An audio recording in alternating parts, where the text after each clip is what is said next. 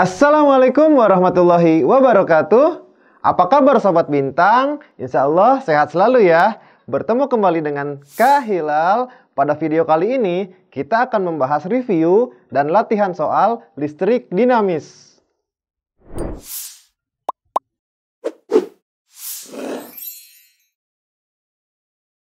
Pada bab listrik dinamis ini kita sudah mempelajari beberapa subbab materi. Di antaranya, pertama, mengenai arus listrik, membahas definisi kuat arus listrik serta definisi hukum Ohm.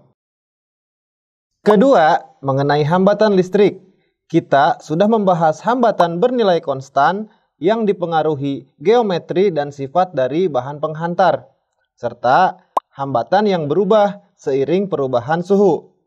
Kemudian, mempelajari jenis-jenis rangkaian hambatan, seperti rangkaian seri dan rangkaian paralel.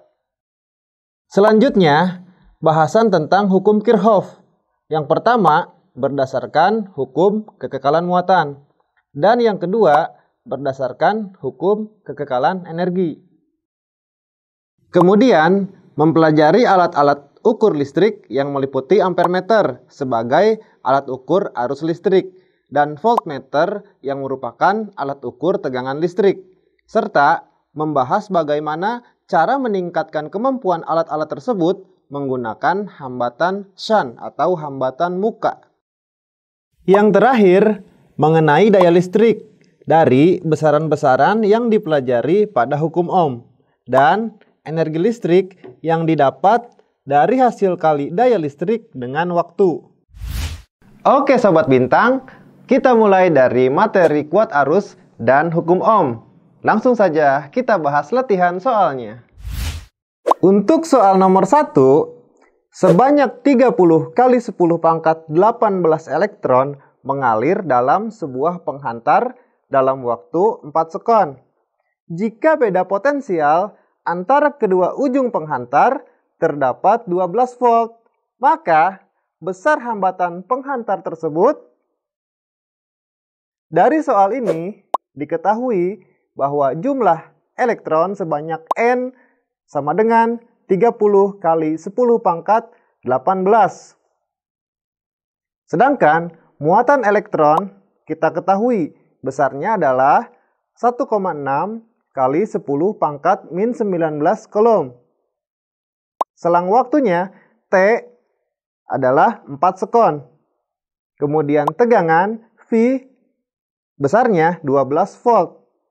Dalam soal ini ditanyakan hambatan atau R. Untuk soal nomor 1 ini, kita menggunakan persamaan definisi kuat arus, serta menggunakan persamaan kuat arus pada hukum Ohm. Maka dapat kita substitusikan kedua persamaan di atas menjadi dari beberapa unsur yang diketahui, langsung dapat kita masukkan nilainya. Besar N adalah 30 kali 10 pangkat 18. Besar elektron 1,6 kali 10 pangkat min 19. Besar T atau waktu adalah 4. Dan tegangan V 12. Maka kita dapatkan nilai R adalah 10 ohm. Jadi hambatan pada penghantar tersebut bernilai 10 ohm ya Sobat Bintang. Nah Sobat Bintang, itulah tadi contoh soal yang menggunakan persamaan definisi kuat arus dan persamaan hukum Ohm. Selanjutnya, mari kita kerjakan latihan soal mengenai hambatan listrik. Soal nomor 2, gambar di bawah ini menunjukkan 3 buah konduktor tembaga dengan luas penampang dan panjang sebagai berikut.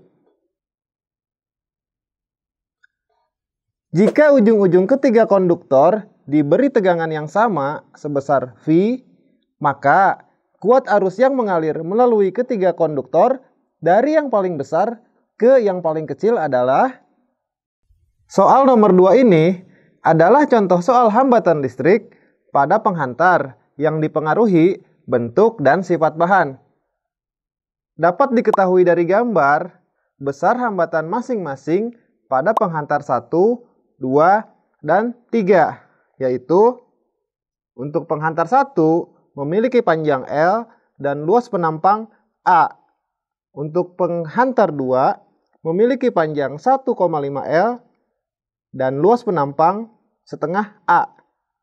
Sedangkan untuk penghantar ketiga memiliki panjang setengah L dan luas penampang setengah A.